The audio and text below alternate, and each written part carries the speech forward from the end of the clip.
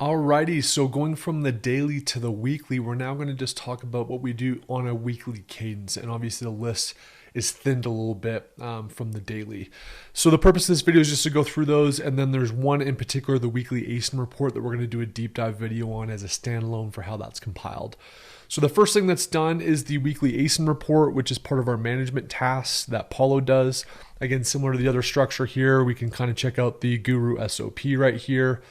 You can see that it's used to compare our weekly data by ASIN, both in terms of the current week versus last week, as well as the current week last week of the previous year. It's got all the related docs by brand there. There's a video summary that Paul has created on how to actually do this. And then there's the actual procedure, so you can kind of see the step-by-step procedure that's required there. And then, of course, there's the spreadsheets that correlate with those. Beyond that, there's some weekly stuff that we do on a pay-per-click basis. So some of the stuff we do on a daily, some of the stuff is on a weekly. The weekly is oriented more around launching new campaigns and then running Stoptimizer, which basically helps negate terms that just really are causing damage to the account and aren't financially viable. There'll be a separate video on that whole process in the pay-per-click masterclass. We also do the SoStock review and PO placement on a weekly basis. We look to see what we need to order and place those POs with vendors. There's also alerts within SoStocked that sometimes if there's been sales velocity changes or something kind of odd has happened, notify you that, hey, you may need to order this.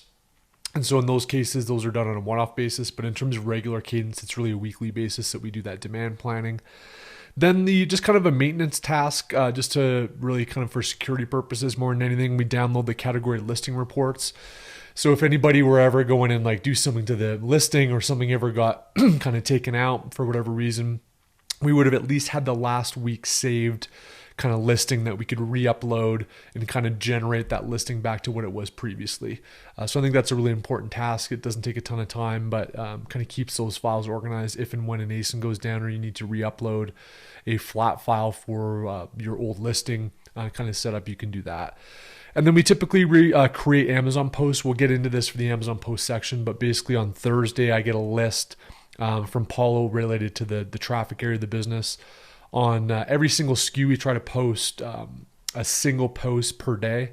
So it's basically 5 posts times however many SKUs you've got. So I basically go into the ClickUp and basically approve the ones or give feedback on ones that we need to edit. And then we'll basically schedule those out for the week. So we basically do the Amazon post activities once a week, despite the fact that it's kind of scheduled to go out on a weekly basis. So that's it for weekly. We'll do a separate video here on the weekly ASIN report so you can see how that's put together.